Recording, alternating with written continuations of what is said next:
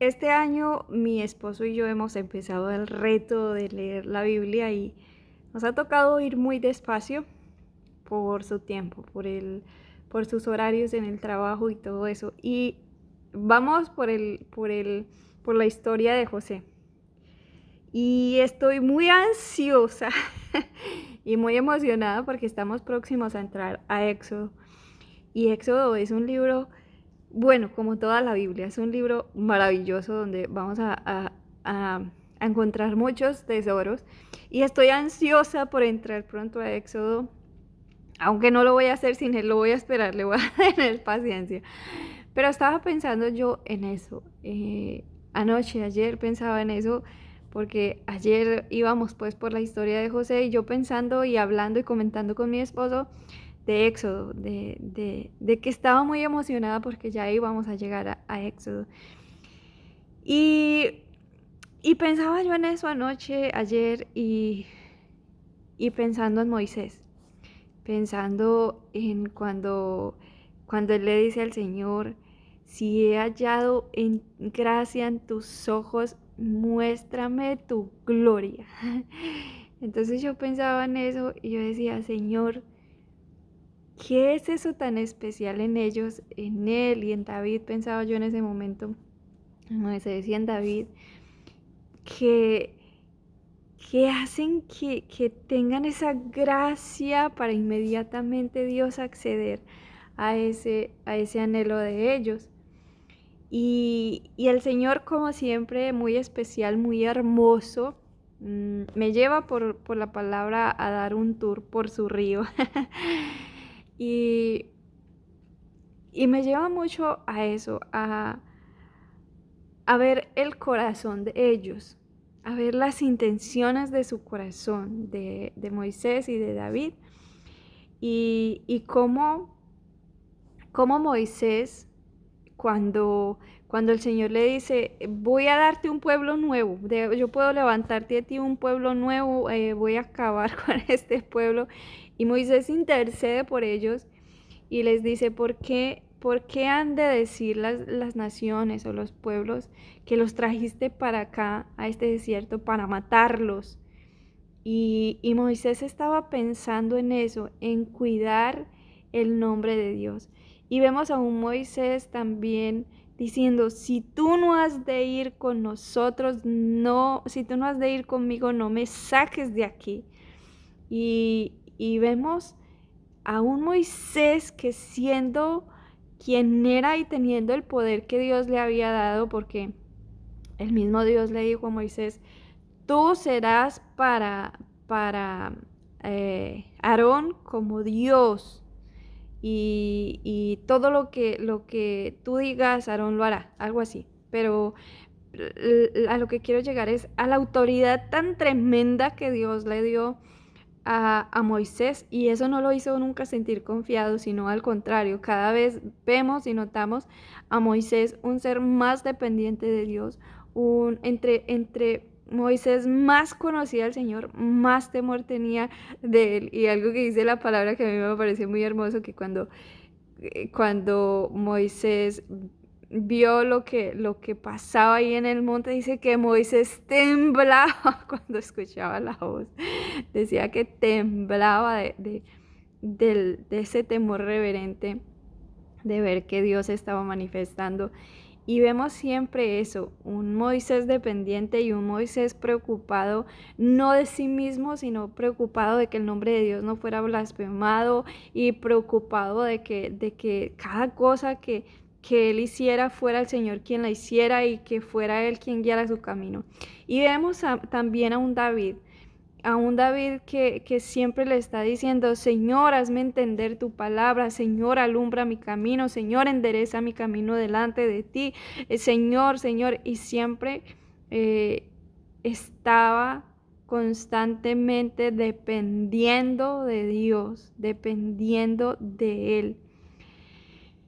Y al punto al que quiero llegar es que el Señor me lleva, pensando en ellos dos, me lleva a Santiago, donde dice: pedís, pero no recibís, porque pedís mal, pedís para vuestros propios deleites Y pensaba yo en eso, en cómo nosotros como seres humanos cristianos vamos delante del Señor y siempre estamos pensando en nosotros y en nuestras necesidades y siempre estamos diciendo, Señor, bendice mi vida, Señor, bendice mi trabajo y siempre estamos pensando en bendiciones materiales. Bendice mi trabajo, bendice la obra de mis manos, multiplica, haz, y siempre esa es nuestra oración delante de Dios. Pero cuando nosotros oramos por los demás, curiosamente oramos, Señor, trae un arrepentimiento genuino a esta persona. Señor, expón sus pecados, expón los pecados de esta persona. Señor, preséntate a esta persona de una forma personal. Señor, Señor, Señor. Y eso es lo que pedimos para los demás, pero no porque queremos ver la gloria de Dios en ellos, sino porque muchas veces por nuestro corazón orgulloso y egoísta quisiéramos ver que el Señor expusiera los pecados de una persona, no para que venga arrepentimiento y salvación a esa persona, sino para nosotros con orgullo enseñorearnos de ellos y decir, ves, te lo dije, yo tenía razón. Por eso nosotros pedimos y no recibimos, porque pedimos para gastar en nuestros propios deleites. Si eso que nosotros pedimos para los demás, que es expon los pecados de esa persona, exponla, no dejes que tal cosa. Si nosotros pidiéramos eso para nosotros cada día, si nosotros nos presentáramos delante de Dios y le dijéramos, Señor, expón mis pecados delante de mis ojos para yo arrepentirme. Trae a mi vida un arrepentimiento genuino, genuino, para que yo pueda estar cada día más cerca de ti. Alumbra mis tinieblas con tu palabra es lámpara, tu palabra es luz. Escudriñame y alúmbrame con linterna. Si esa fuera la oración de nosotros, el Señor empezaría a sacar todo eso. Y entonces vemos lo que a veces vemos que pasa con las personas a las cuales o por las cuales nosotros oramos de esa manera. Porque cuando nosotros oramos por las personas y, Señor, es que es un pecador, expónlo, expónlo. Y vemos que esa persona empieza a prosperar y empieza a prosperar.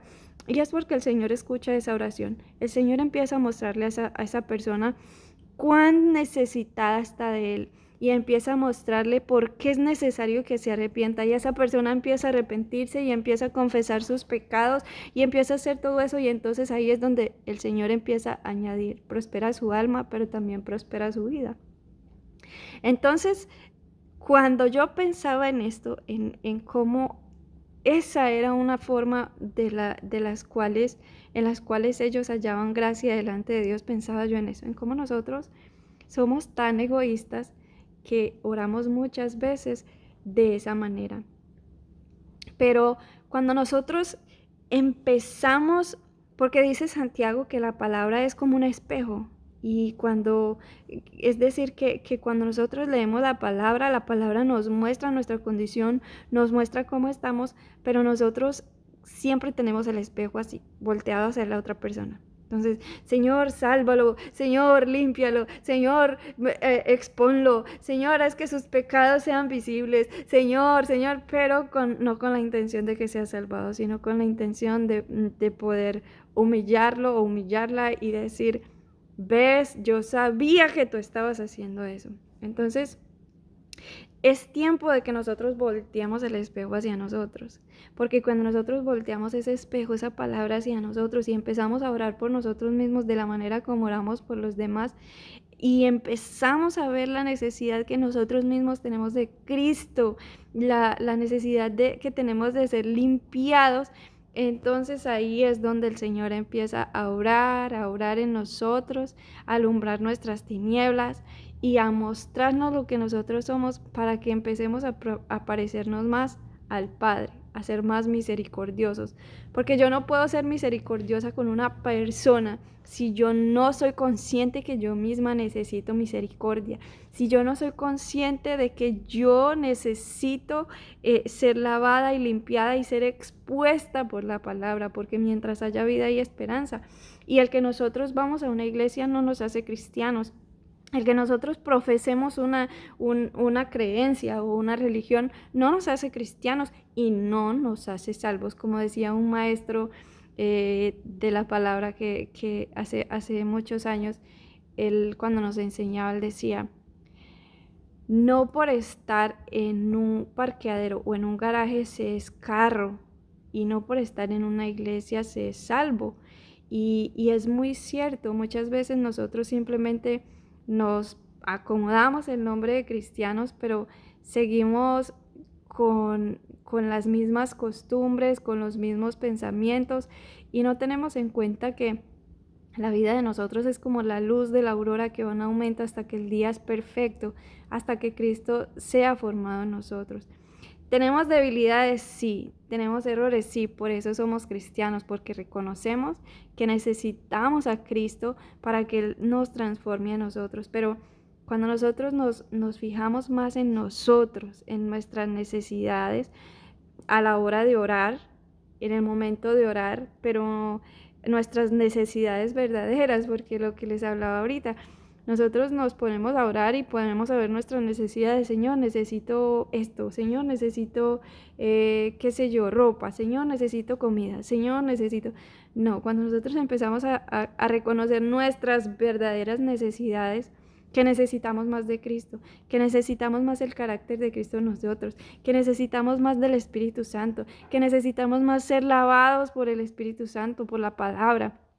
Entonces ahí es donde el Señor empieza a prosperar nuestra alma y empieza a prosperarnos también en todas las áreas de nuestra vida. En todo somos prosperados porque nosotros estamos pidiendo constantemente en oración las añadiduras y eso no puede ser, porque lo que realmente nosotros necesitamos son tesoros eternos, hacer tesoros en el cielo y lo que necesitamos es que el carácter de Cristo sea formado en nosotros. De las añadiduras se encarga el Señor porque Él no se olvida de nosotros, que Él sabe de qué cosas tenemos necesidad. Sí debemos pedirlas porque Él dice que las pidamos, sí está bien pedirlas, pero que nuestra principal necesidad sea siempre ver a través de la palabra en qué aspecto o en qué parte estamos más sucios y más necesitados y empezar a decirle, Señor, necesito que me laves, Señor, necesito que me limpies, Señor, necesito que me purifiques, Señor, mira lo que soy, Señor, necesito tu ayuda. Y, y de esa manera es como nosotros empezamos a hallar gracia delante del Señor y Él empieza a concedernos esas cosas que pedimos conforme a su voluntad, porque es la voluntad de Dios que nosotros nos santifiquemos, es la voluntad de Dios que nosotros querramos más de Él, es la voluntad de Dios que Cristo sea cada vez más formado en nosotros. Así que cuando pedimos y no recibimos, debemos revisar si es que estamos pidiendo mal para gastar en nuestros propios deleites. Cuando pedimos y no recibimos, debemos revisar si realmente estamos pidiendo lo que es la voluntad de Dios. Que el Señor te bendiga, que el Señor te guarde, que el Señor te llene, que el Señor haga resplandecer todos los días de tu vida su rostro precioso en ti, en tu vida, en tu casa, en tu familia.